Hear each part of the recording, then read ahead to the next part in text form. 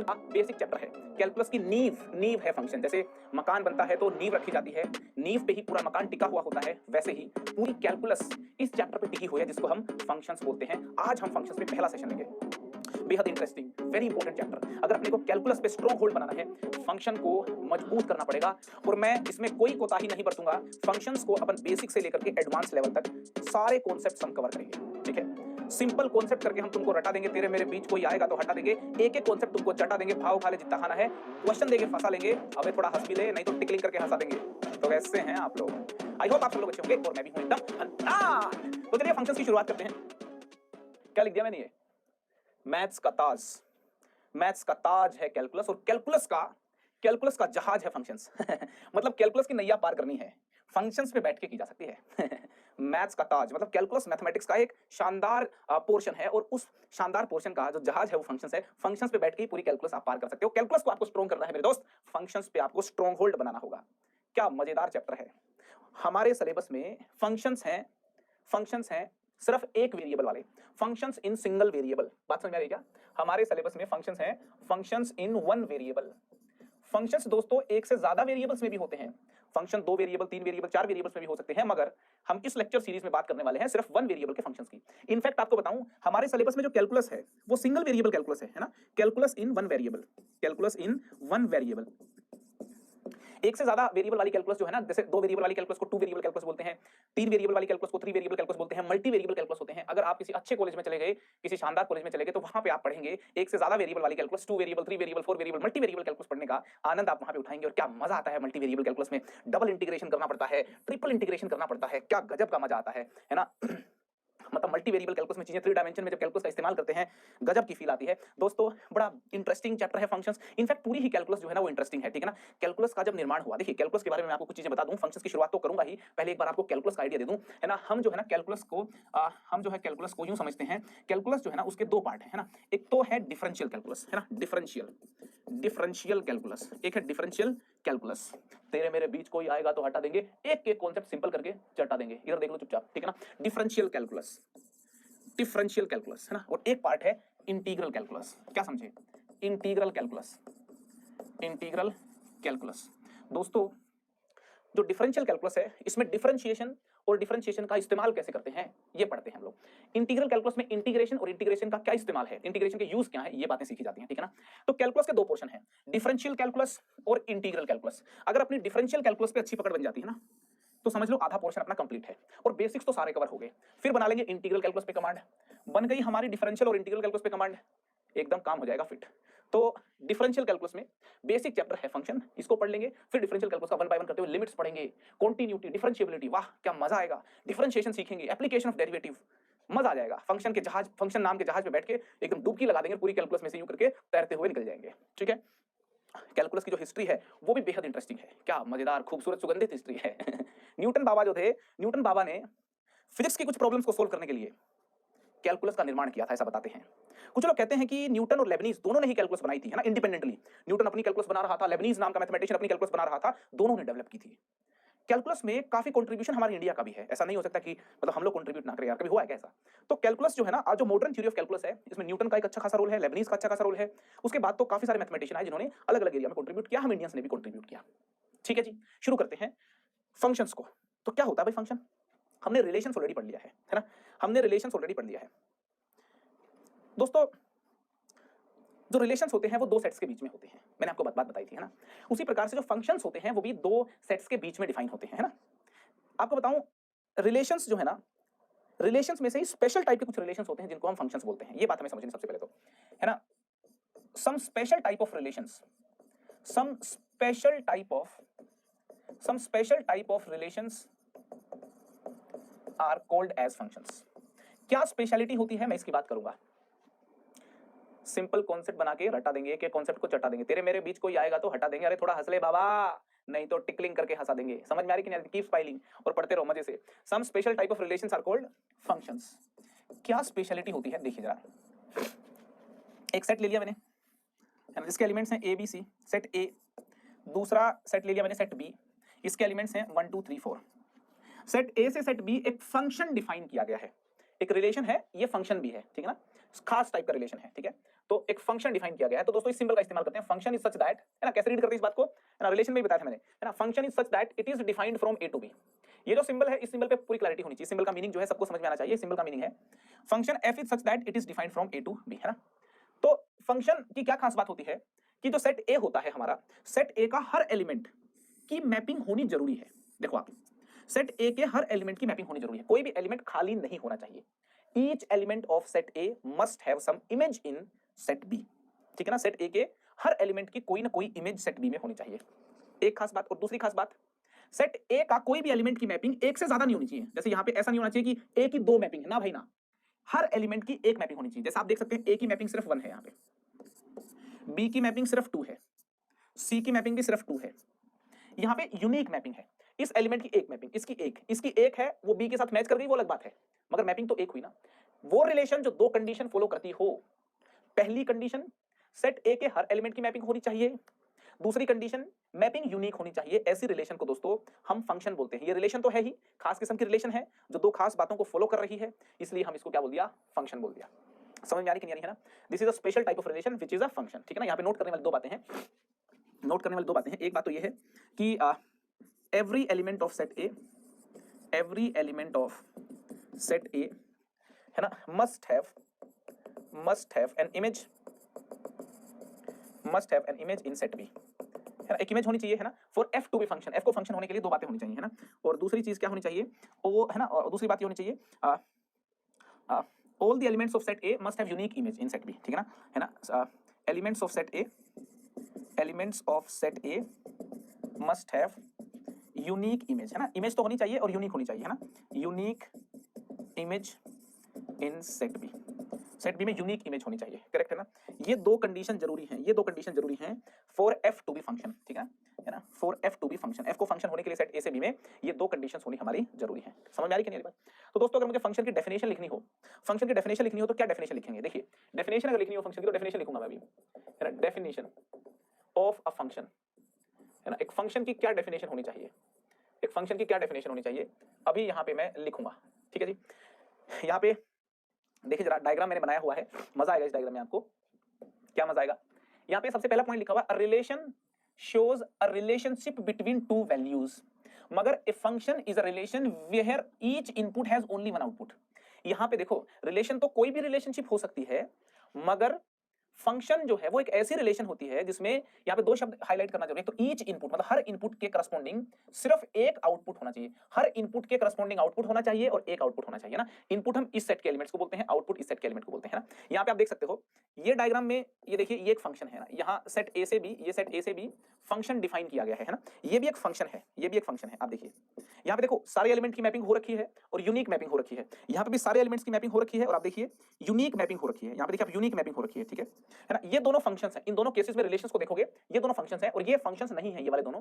क्यों? क्योंकि यहाँ पे क्या है, 9 की देखिए दो मैपिंग है, 9 के दो आउटपुट हैं, एक इनपुट के दो आउटपुट हैं, मगर यहाँ मैंने क्या कहा, ओनली वन आउटपुट होना चाहिए। ये यहाँ पे लफड़ेबाजी हो गई, ठीक है, दो आउटपुट नहीं होने चाहिए, है ना, यूनिक इमेज होनी चाहिए, दो इमेज अलाउड नहीं है, इसको फंक्शन नहीं बोलेंगे, है ना, इसको फंक्शन नहीं बोलेंगे। और यहाँ पे भी देख ले आप, यहाँ पे देख ले आप कि देखिए आप, एक एलिमेंट है, इसकी दो इमेज कैसे हो गई भाई, ये अलाउड नहीं है ना, ठीक है ना, ये बिल्कुल भी अलाउड नहीं है, ठीक है।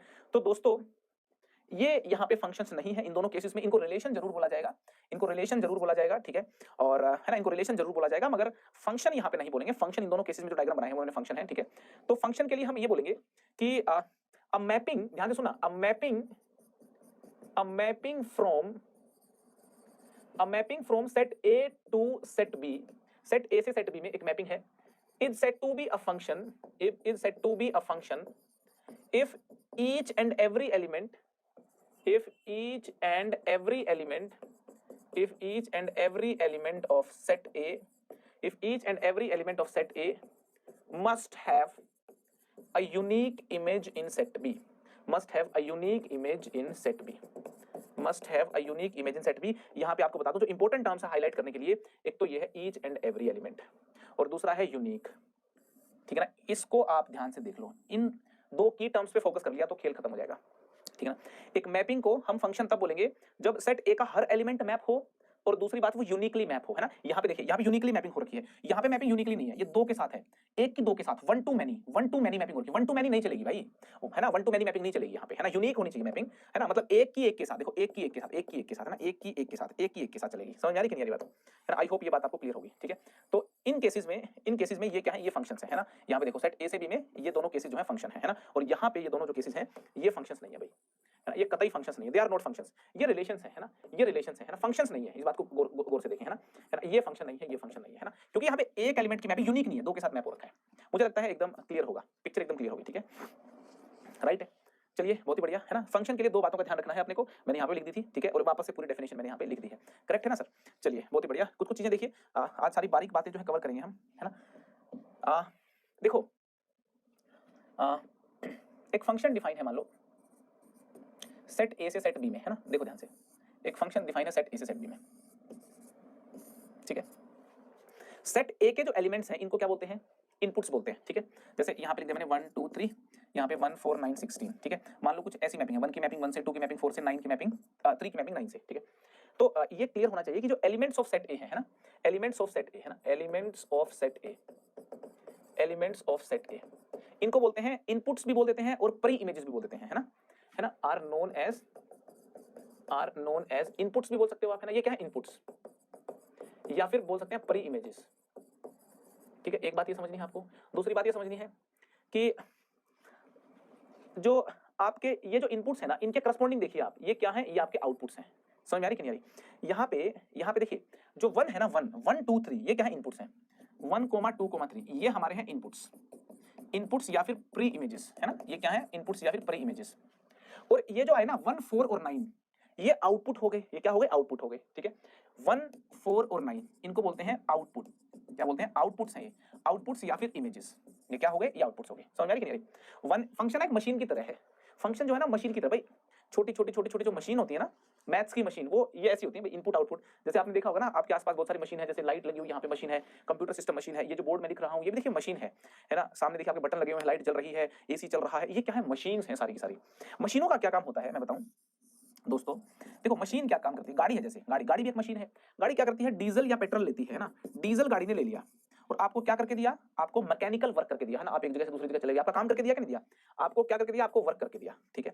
तो एज एन इनपुट तो डीजल ले लिया और एज एन आउटपुट उसने वर्क करके दे दिया, है ना। तो गाड़ी एक मशीन है ना, एसी एक मशीन है। एसी क्या करता है, इलेक्ट्रिकल एनर्जी ले लेता है और आपको क्या करता है, फिर चेंज इन टेम्परेचर ला के दे देता है ना। तो आपका आउटपुट जो क्या कर दिया, कमरे का टेम्परेचर जो है उसने बदल दिया, है ना। इनपुट क्या करा उसने, इनपुट इलेक्ट्रिकल एनर्जी का प्रयोग किया। तो मशीनों का क्या काम होता है, इनपुट लेती है और आउटपुट देती है। उसी प्रकार से मैथ्स में मशीन जो है वो फंक्शंस होती हैं भाई। मैथ्स की हमारी डेली लाइफ की मशीन तो ये होगी, है ना, गीजर हो गया, एसी हो गया, लाइट हो गई, फैन हो गए, कंप्यूटर हो गया, ये सब चीजें, है ना। मगर मैथ्स की मशीन होती है फंक्शंस, है ना। मैथ्स की मशीन्स है, फंक्शंस आर लाइक मशीन्स, ठीक है ना। फंक्शंस आर लाइक मशीन्स, है ना, यहां लिख देता हूं मैं, functions are like machines, functions are like machines, बिल्कुल मशीन्स की तरह होती हैं।